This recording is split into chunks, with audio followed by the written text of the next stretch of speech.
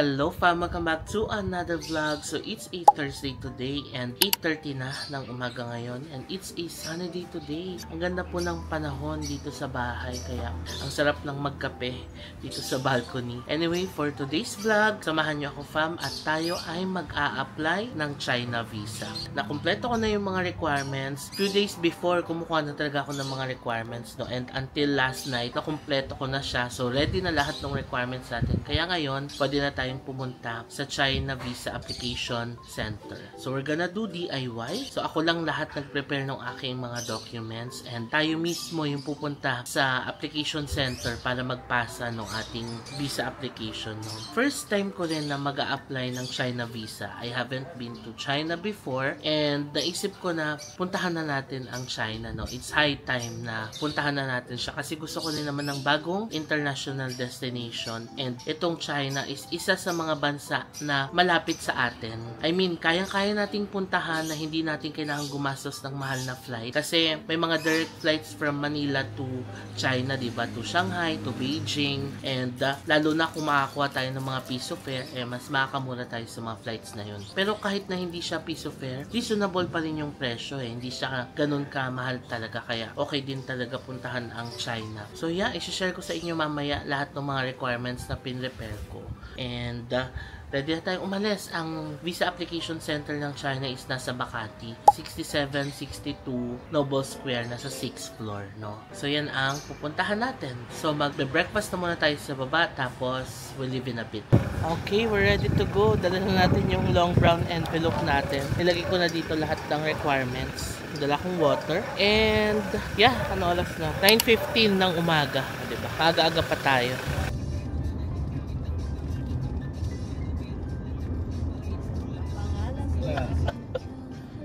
Wala VIP. Kala ko pinatatabi tayo eh. Ano na kasi Makati. Grabe fam, nandito na tayo sa Makati.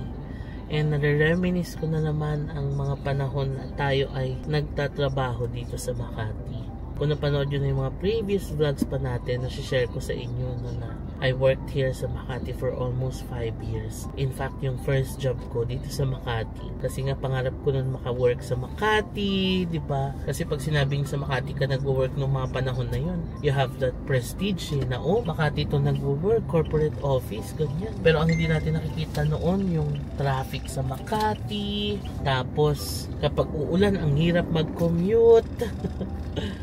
So ayun, yan ang mga mahirap na pagdadaanan kapag nagtrabaho ka dito sa Makati. Yan na, dito tayo magpa-park sa De La Rosa Car Park.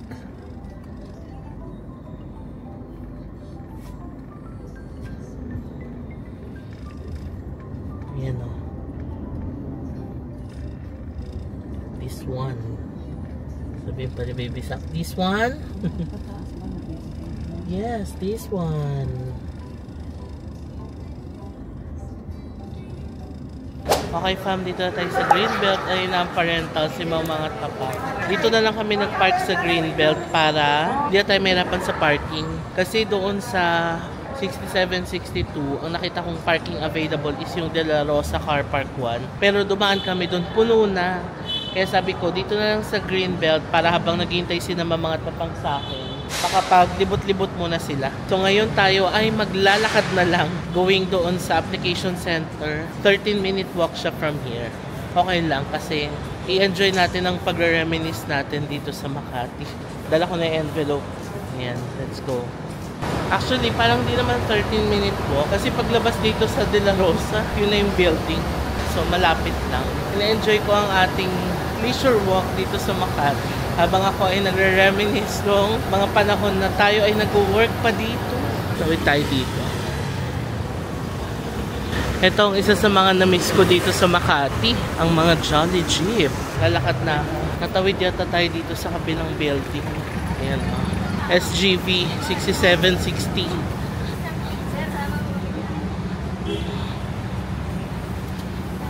Okay, dito na tayo, fam. Noble Square. Wala pang 10 minutes ang lakad, no? Ito yung parking na pinunta namin kanino. Pero, yun nga. Kung maghihintay lang sila mamang dito, sayang naman yung time. Kaya doon na lang kami sa Greenbelt nagpark. Okay, let's go tayo na mag-apply ng China visa. Dito sa 6762 Noble Square, Ayala Avenue, Makati City. So, kung may dala kayong mga sasakyan, pwede rin kayo mag-park dito. Pero kung may mga kasama kayo katulad ko, pwede kayo mag-park doon sa Greenbelt para yung mga kasama nyo, magpasyal-pasyal muna doon habang naghihintay. So ito siya, Noble Square. Okay, tayo po ay pawis na. Pero okay lang yan, exercise na din yan. Get na tayo. Opo.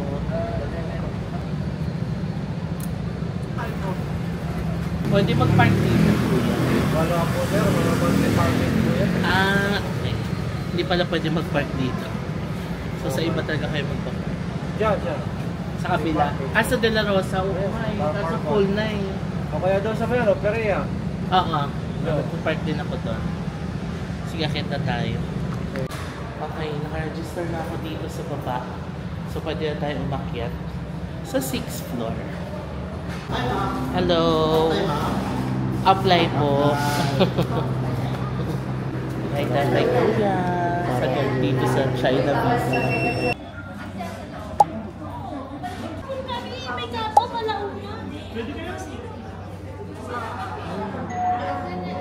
Okay fam, lumabas lang ako saglit kasi nag-withdraw ako. Apparently, cash lang pala ang tinatanggap doon sa Visa Application Center. Hindi pwedeng card, hindi pwedeng GCash, cash lang. Kaya bumaba ako dito, nag-withdraw ako. And ito yung building niya, 6762. Katapat na katapat lang siya ng Ayala Triangle. Ayan.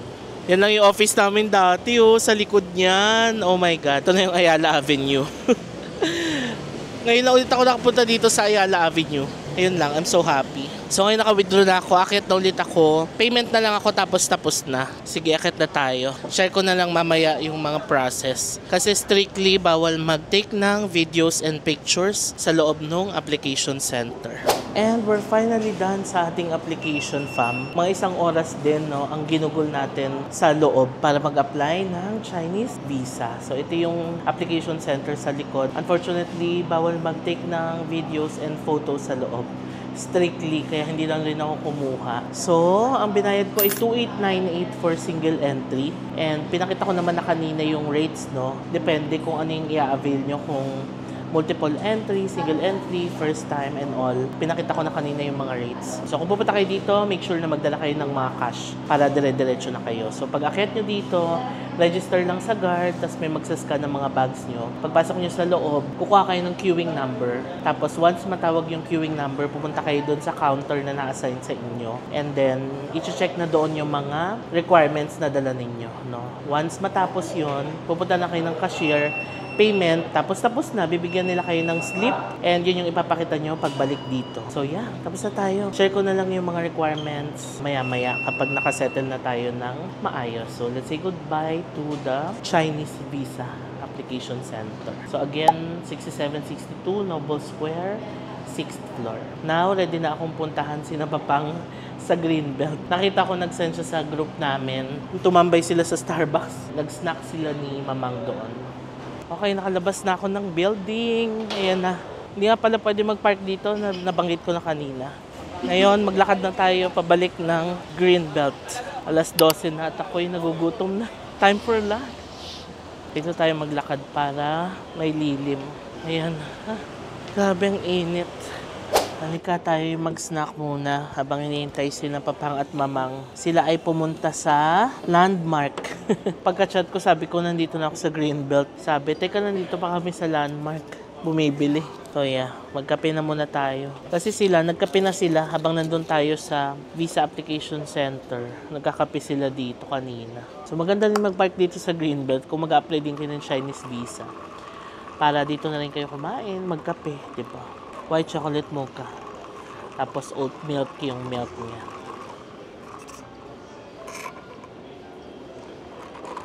Sarap. Sarap ng oat milk. And we have corned beef pandesal. Actually, gusto ko lang ito kinakamay. Hindi ko na ito kinukutsilyo. Ayan, no? Pero sobrang init niya.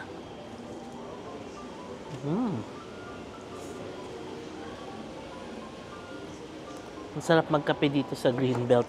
Nakaka-relax kasi ang daming puno, ang daming greens. Tsaka mahangin kahit na tanghaling tapat ngayon. Itong vlog na to, malamang sa malamang, idudugtong ko yung vlog na pagkuha na natin ng visa. So doon ko na lang din i-discuss yung mga requirements na pinasa natin. So yeah, balikan ko kayo sa araw ng pagkuha natin ng visa. Hello fam! So Tuesday na ngayon and 10:15 na ng umaga. And today ay makukuha na natin ang passport natin sa Chinese Visa Application Center or CVAC sa Makati. So nagda-drive na tayo ngayon papunta doon, magpa-park ulit tayo sa Greenbelt and maglalakad na lang ulit tayo papunta doon sa CVAC. So kasama ko si Papang at si Mama. Good morning, good morning. Good morning. And si Baby Zach nandyan. Good morning, baby. Ayan, kasama kong fam at tayo ay mamamasyal na rin sa Greenbelt, no? Para makapaglakad-lakad doon, tapos doon na rin tayo magla-lunch. So let's go! I-share ko sa inyo fam kung ano magiging result ng ating visa application sa CVAC, no? Sana naman na-approve tayo.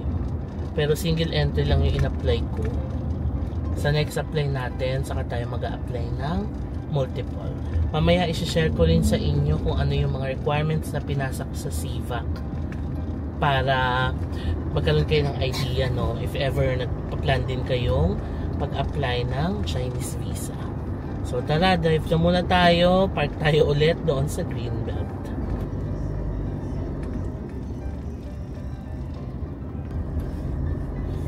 Yan na. Greenbelt na kami.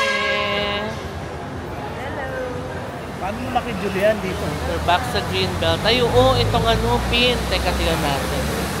Okay, let's go fam sa CVAC. Mamadali ako, tumakas na ako kay Baby Zach. Hanapin ako agad to. Pero pinatalikod ko muna bago ako umalis. Ngayon, lakad na ulit tayo. Alam nyo na tong daan na to. Vlog na natin to nakaraan. Let's go. Yan, ito lang naman siya. Pagkaliwa natin, pasok doon sa De La Rosa parking. Tapos yun na, doon na yung building.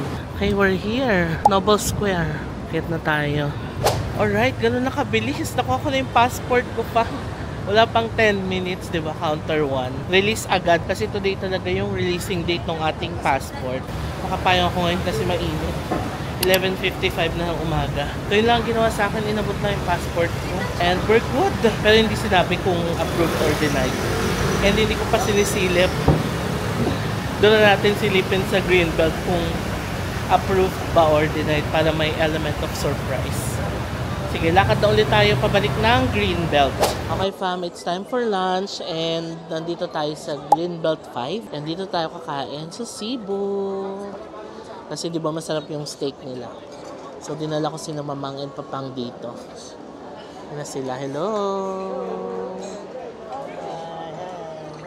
Si Baby nagkukulay. Hi! So, order kami ng steak, pasta, and pizza. Ngayon, buksan na natin ang ating passport. Tingnan na natin kung na-approve ba tayo ng China visa. Tanan! Oh! So, approve po tayo ng China visa.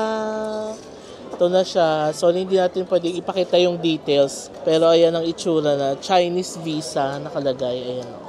Yan. Kita ba? So tayo po ay na-approve ng China visa. 3 months validity and single entry nga siya. Tapos duration of stay is 14 days after entry. Okay, yay! We got our China visa. Iwan na pala yun.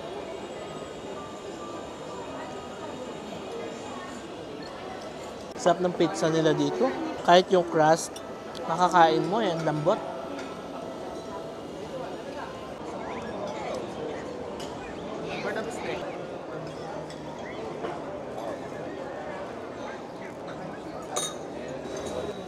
Sarap nung steak nila fam. Sobrang lambot. Ano, masarap? Ayan si Papang oh.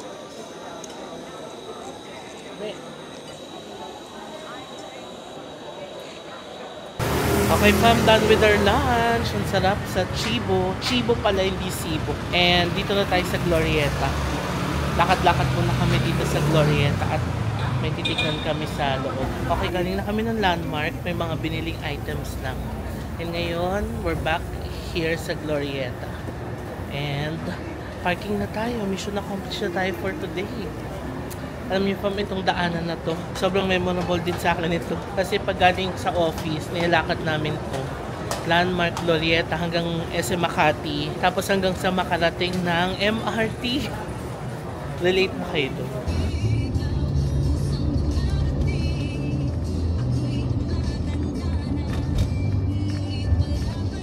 Hello fam! So 8:30 na ng gabi and nandito na tayo sa bahay. Kanina pag uwi namin, nag-work lang ako. May mga tinapos akong mga kailangan i-submit and may mga videos din ako na chinek. And ngayon natapos ko na yung work ko and nakapag-dinner na rin. Kaya ready na akong i-share sa inyo yung mga requirements na pinasa ko sa CVAC. So i-share ko sa inyo ng mabilis na mabilis fam, no? Lahat ng requirements na pin-repair ko for my Chinese visa application. Okay, let's start. Okay, number 1 requirement of course is a passport na with 6 months validity pa. Number 2 naman is a photocopy of your passport bio page. Make sure nyo na may signature yung bio page ninyo bago nyo i-photocopy. Number 3 is 2 pieces na colored passport-sized photo with white background. Ito fam, kailangan nyo nang i-prepare to kasi once na mag-fill out kayo ng visa application, i-attach nyo na ito doon. So number 4 is the visa application form. If you-fill out nyo yan sa website, I'm also going to put the link sa description box below. Para click nyo lang yan, i-direct nyo na kayo doon sa website. So lagay nyo lang lahat ng details nyo doon. Madali lang naman sundan fam. May instructions naman. Ang challenge lang doon sa website nila is yung pag-a-attach ng passport-sized photo. Kasi meron siyang circle na pag in-attach mo yung photo mo, kailangan masakto mo yung mukha mo doon sa circle. Kasi kapag hindi siya maa-approve. Ganon. So, yun lang. Take note of that kapag mag-fill out kayo ng application form. Once ma-fill outan nyo yun, susundin nyo lang instruction tapos ipiprint nyo na siya. And don't forget kapag magpiprint kayo ng mga documents, A4 size ang gamitin nyo na papel. Sorry, nawala ako kasi biglang chinarge ko na yung microphone ko. Nalobat na siya. So, ayan. Wag lang natin pansinin yung naka-charge dyan. Okay, number 5 na kailangan is proof of legal stay dito sa Pilipinas. Ako ang sinabit ko dito is yung title nitong bahay, yung deed of sale. Nag-submit din ako ng bill ng utilities, Meralco bill na nakapangalan sa akin. Sinama ko rin sa sinabit ko doon. So kayo fam, kung ano sa tingin nyo yung proof of your legal stay dito sa Philippines, pwede nyo yung isubmit doon. So number 6 and 7 ay photocopy ng previous Chinese visa and Chinese passports. Pero ito wala naman tayo nito kasi first time nating mag-apply. So hindi ako nag-submit nito. Number 8 na requirement is the travel itinerary. Kung paano ko ginawa yung sa Japan travel itinerary ko, same lang din, ganun ko rin ginawa yung sa China. So, siguro maglagay tayo ng sample dito ng format. Number 9, kailangan ng confirmed hotel reservation and confirmed flight details. Yes, fam, hindi ito katulad ng Japan, ng South Korea, na hindi pa kailangan ng ticket. Dito sa China visa application, kailangan may ticket ka na, kailangan may hotel ka na. So, there are some ways, no, para makapag-submit kayo ng ticket. Number 1, mag-book na talaga kayo ng actual flight. And that's what I did. Nag-book na ako ng actual flight. Pero ang binook ko is yung flexible and refundable. Para kung sakali man na hindi ba approve, at least flexible yung ticket, di ba? Pwede ko siyang i-rebook or i-refund. No? That's what I did for the ticket. For the hotel, nag-book na rin ako ng hotel. Meron naman sa mga websites na pay at the hotel, di ba? So, yun yung ginawa ko, yung may mga free cancellation para if ever man na magka-problem sa visa application, pwedeng i-cancel yung hotel accommodation. Also, alam ko may mga travel agencies na nag-o-offer ng flight reservations. Yun yung magbabayad ka lang sa kanila ng certain amount para maka-reserve ka ng flight. Tapos yun na yung isasubmit mo sa China visa application mo. Number 10, kailangan din fam ng bank certificate and 6 months na bank statement. Also yung receipt, kailangan din daw i-attach doon. So ito yung kinuha ko sa bangko, no? If you remember, nag-vlog tayo nakaraan na kumuha ako ng mga documents sa bank. Isa ito sa mga kinuha ko doon. Bank cert and 6 months na bank statement. Number 11 is BIR stamped income tax return or ITR and certificate of employment for employed or COE. Or kung may business ka naman or self-employed, lagay mo lang yung business registration certificate mo or DTI certificate.